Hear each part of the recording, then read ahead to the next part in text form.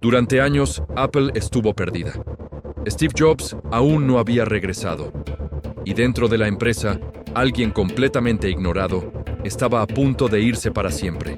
No tenía poder, no tomaba decisiones, y nadie imaginaba que su trabajo terminaría definiendo cómo se vería la tecnología del siglo XXI. Ese becario no solo entendió a Steve Jobs mejor que nadie. Cuando Jobs murió, fue él quien quedó a cargo de proteger su legado. Si quieres saber quién fue, cómo llegó ahí y por qué Apple no sería la misma sin él, acompáñanos a abrir su expediente en Archivo 21. En el verano de 1997, Apple estaba a punto de desaparecer. Las acciones se desplomaban, los analistas de Wall Street la daban por muerta y las ventas de Macintosh caían en picada. Pero mientras la prensa hablaba de bancarrota, un joven becario en el departamento de diseño trabajaba en un prototipo que nadie tomaba en serio. Aquel proyecto, ignorado por la mayoría, se convertiría en la base del producto que salvaría a la empresa y redefiniría la tecnología moderna. Su nombre era Jony Ive y este es su expediente dentro de Archivos 21. A mediados de los 90, Apple era un caos. Había perdido la dirección, el liderazgo y la magia que alguna vez tuvo bajo Steve Jobs. Tras su despido en 1985, la compañía había pasado por 6 directores ejecutivos distintos. Cada uno intentó una estrategia nueva: computadoras baratas, alianzas con IBM, sistemas híbridos. Nada funcionó. La empresa quemaba dinero a ritmo de $1 millón por día. En ese contexto, un joven diseñador industrial británico recién contratado buscaba su lugar entre estructuras oxidadas y jefes que no sabían qué querían. Jony Ive había llegado a Apple en 1992, con apenas 25 años. Su pasión era crear objetos simples, casi invisibles, que hablaran por sí mismos. Pero la Apple de entonces no entendía ese lenguaje. Los productos se parecían a cualquier PC del mercado, y el departamento de diseño tenía poco poder. Aún así, Ive pasaba horas en su estudio esbozando conceptos que nadie le pedía. Computadoras translúcidas, curvas suaves, carcasas de colores. Era su refugio silencioso. En 1996, cuando las pérdidas se multiplicaban, el Consejo de Administración tomó una decisión desesperada: traer de vuelta a Steve Jobs, el fundador exiliado. Jobs regresó con una condición: control total. El 9 de julio de 1997 asumió oficialmente como CEO interino y comenzó una purga. Cerró divisiones completas, despidió a más de 3.000 empleados y canceló docenas de proyectos.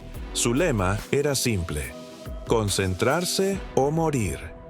En esos primeros meses, Jobs recorría los pasillos de Apple observando prototipos. Una tarde entró al laboratorio de diseño. Sobre una mesa encontró una computadora translúcida azul cielo, sin líneas agresivas, con un asa superior y curvas imposibles para la época. Era el modelo que Ive había construido en silencio con un pequeño equipo. Jobs preguntó: ¿quién hizo esto? El departamento de diseño, respondió un ingeniero. Jobs caminó alrededor del objeto, lo tocó y dijo en voz baja: Esto sí es Apple. A partir de ese momento, Jony Ive pasó de becario ignorado a colaborador directo de Jobs. Durante semanas trabajaron codo a codo refinando el concepto que pronto se conocería como iMac i3. Jobs insistía en que debía ser diferente a cualquier PC del mercado. Ive defendía la idea de transparencia y color. Entre ambos nació una filosofía: el diseño no es cómo se ve, sino cómo funciona. El resto del equipo los consideraba locos, el mundo escéptico. Nadie creía que un ordenador colorido pudiera salvar a una empresa moribunda, pero el prototipo tenía algo hipnótico. Las pruebas internas mostraban que los visitantes se detenían frente a él como si fuera una escultura. Jobs sabía que ahí había una historia. Mandó producir una primera tirada de 150.000 unidades y lanzó la campaña con el lema: Hello Again.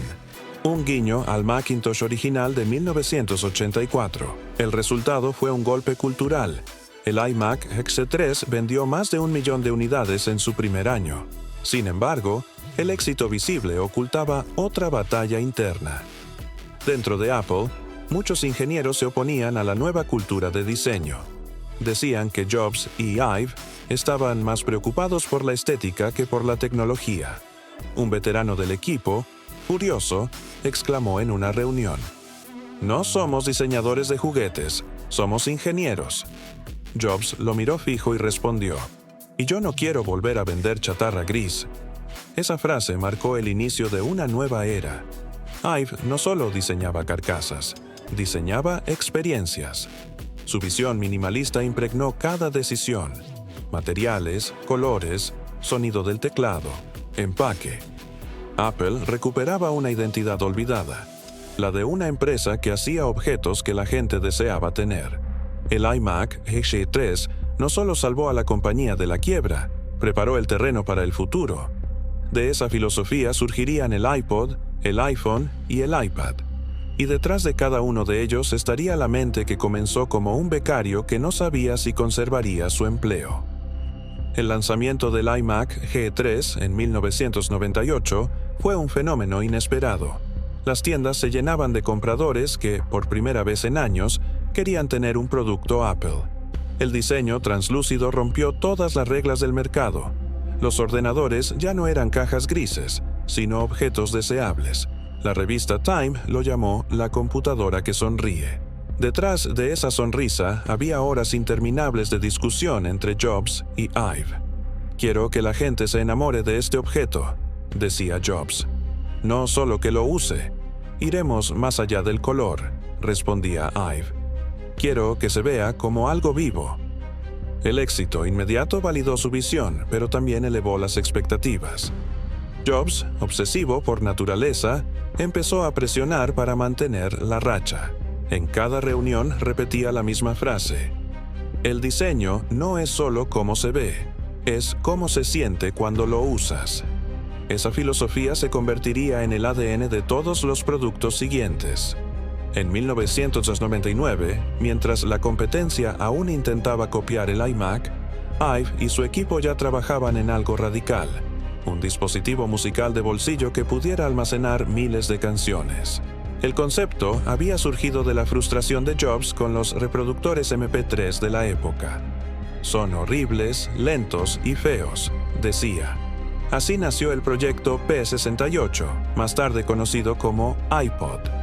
Los primeros prototipos eran toscos: un disco duro, una rueda mecánica y una pequeña pantalla monocromática. Ive propuso algo distinto: una superficie blanca, limpia, sin tornillos visibles, donde la rueda fuera el centro. Jobs aprobó la idea de inmediato. El reto era lograr que todo encajara en una carcasa del tamaño de un mazo de cartas. Durante meses trabajaron con un nivel de detalle enfermizo. El clic de la rueda, el brillo del plástico, la sensación al deslizar el pulgar. El iPod se lanzó en octubre de 2001. Al principio las ventas fueron modestas. Solo funcionaba con Mac. Pero cuando en 2003 se lanzó iTunes para Windows, el ecosistema explotó. Apple no solo vendía dispositivos, vendía la experiencia completa de escuchar música. En menos de 2 años, el iPod se convirtió en el reproductor más vendido del planeta. Y detrás de esa revolución estaba la misma dupla: Jobs y Ive. Mientras tanto, dentro del campus de Cupertino, la relación entre ambos se volvía cada vez más simbiótica. Jobs confiaba en Ive como en nadie. Lo invitaba a reuniones privadas, lo llevaba a sus viajes y discutían ideas durante caminatas. Ambos compartían una obsesión: eliminar lo innecesario. Para ellos, cada botón debía justificar su existencia. En una ocasión, Jobs observó un prototipo de portátil y dijo: "Demasiados puertos". "¿Cuántos menos?", preguntó Ive. "Todos", respondió Jobs. Esa búsqueda de pureza llevó a Apple a una nueva etapa: el diseño como religión corporativa. El equipo de Ive creció.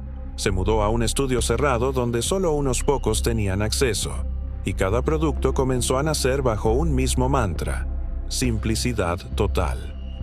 Pero la ambición de Jobs no se detenía. En 2004 enfermó de cáncer de páncreas, y aunque el mundo no lo sabía, dentro de Apple la presión era evidente. Jobs quería dejar una huella definitiva antes de morir. La próxima gran meta era fusionar música, internet y comunicación en un solo dispositivo. En 2005, durante una reunión privada, le dijo a Ive: «Quiero un teléfono que no parezca un teléfono». Ive respondió con calma británica: «Entonces tenemos que empezar desde cero». Durante meses trabajaron en secreto en un laboratorio sin ventanas. El proyecto se llamaba Purple 2. Los prototipos eran frágiles, inestables y constantemente se rompían. Pero Jobs insistía: «Tiene que ser mágico». Cada curva de la pantalla, cada sombra, cada icono fue diseñado al milímetro. Cuando el primer iPhone se presentó en enero de 2007, el público enloqueció. Jobs lo describió como un iPod, un teléfono y un comunicador de Internet. La industria tardó años en alcanzarlo. Y, nuevamente, detrás del escenario estaba el mismo becario convertido en jefe de diseño. El éxito del iPhone transformó a Apple en la empresa más valiosa del planeta. Pero, dentro del equipo, Ive seguía siendo el mismo hombre reservado. Rara vez daba entrevistas, evitaba las cámaras y prefería hablar a través de sus productos. Cuando se le preguntaba por su proceso creativo, respondía: «Intentamos crear objetos que parezcan inevitables». Esa frase, simple y contundente, resume toda su filosofía. Tras la muerte de Steve Jobs en 2011, muchos pensaron que Apple perdería su alma. Pero Ive mantuvo el rumbo. Bajo el liderazgo de Tim Cook, asumió el cargo de Chief Design Officer y dirigió la transición hacia una era más sobria y madura: aluminio anodizado, superficies lisas, interfaces planas. El lenguaje visual de Apple se volvió sinónimo de elegancia tecnológica. Sin embargo, el éxito tenía un costo. Ive, perfeccionista hasta la obsesión, empezó a mostrar signos de agotamiento. Durante años había supervisado cada detalle, desde el packaging hasta el mobiliario de las tiendas. En 2019, después de casi 3 décadas en la empresa, anunció su salida. Muchos lo interpretaron como el fin de una era, pero él lo explicó con su habitual discreción: «No dejo Apple, solo cambio la forma en que colaboro con ella». Fundó su propio estudio, Love From, y continuó asesorando a la compañía.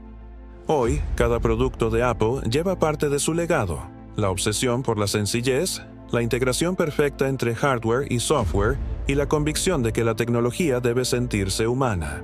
El becario que una vez dibujaba curvas imposibles se había convertido en el guardián silencioso del diseño más influyente del siglo XXI. Su historia, dentro de Archivo 21, no es solo la crónica de un éxito individual, sino la prueba de que las grandes revoluciones rara vez comienzan con gritos. A veces empiezan en silencio, en un laboratorio, con alguien que se niega a aceptar que lo ordinario sea suficiente. La historia de Johnny Ive no trata solo de diseño. Es, sobre todo, una lección sobre visión, humildad y obsesión por los detalles. Mientras el mundo hablaba del genio de Steve Jobs, detrás del escenario había un hombre que hablaba poco, que prefería escuchar, observar y dejar que los objetos comunicaran por él. Su talento no estaba en inventar, sino en depurar, en eliminar todo lo que sobraba hasta que el producto se volvía inevitable. Durante más de 20 años, Ive transformó a Apple desde adentro, sin ruido, sin protagonismo. Cada línea, cada curva, cada textura contaba una historia invisible. La historia de alguien que entendía que el diseño no es decoración, sino propósito. Esa filosofía convirtió a Apple en un lenguaje universal. Ya no se trataba de computadoras o teléfonos, sino de símbolos de una nueva era. El impacto de Ive trasciende los productos. Cambió la forma en que las empresas entienden el valor del diseño. Demostró que la estética puede ser rentable y que la belleza también puede generar lealtad. En un mercado obsesionado con la velocidad, él recordó que la paciencia sigue siendo una ventaja competitiva. En lugar de lanzar primero, Apple aprendió a lanzar mejor. Hoy, cada vez que alguien desliza un dedo sobre una pantalla, aprieta un botón invisible o abre una caja blanca minimalista, está interactuando con el legado de Johnny Ive. Un legado que comenzó en silencio, en un laboratorio olvidado, con un prototipo que nadie pidió. La historia del becario que salvó a Apple no es una anécdota corporativa. Es un recordatorio de que las grandes revoluciones rara vez comienzan con gritos. Comienzan con alguien que se atreve a ver lo que los demás ignoran. En este caso, un joven diseñador que creyó que la tecnología también podía ser arte. Lecciones de Archivo 21. Primera, el diseño no es la apariencia de las cosas, es la forma en que funcionan. Segunda, los grandes cambios no siempre vienen de los fundadores, sino de quienes trabajan en silencio. Tercera, la perfección no se alcanza cuando ya no hay nada que agregar, sino cuando ya no queda nada por quitar. Steve Jobs solía decir que Johnny Ive tenía un alma de artista en una empresa de ingenieros. Y quizás ese equilibrio entre arte y ciencia, intuición y precisión, fue lo que realmente salvó a Apple. El archivo de Johnny Ive dentro de Archivo 21 nos deja una verdad incómoda. No siempre gana el más ruidoso, sino el más claro. Y la claridad, en tiempos de ruido, es poder. Toda historia deja una huella. Si te gustan los casos donde una decisión cambió el rumbo del mundo, suscríbete y sigue explorando Archivo 21.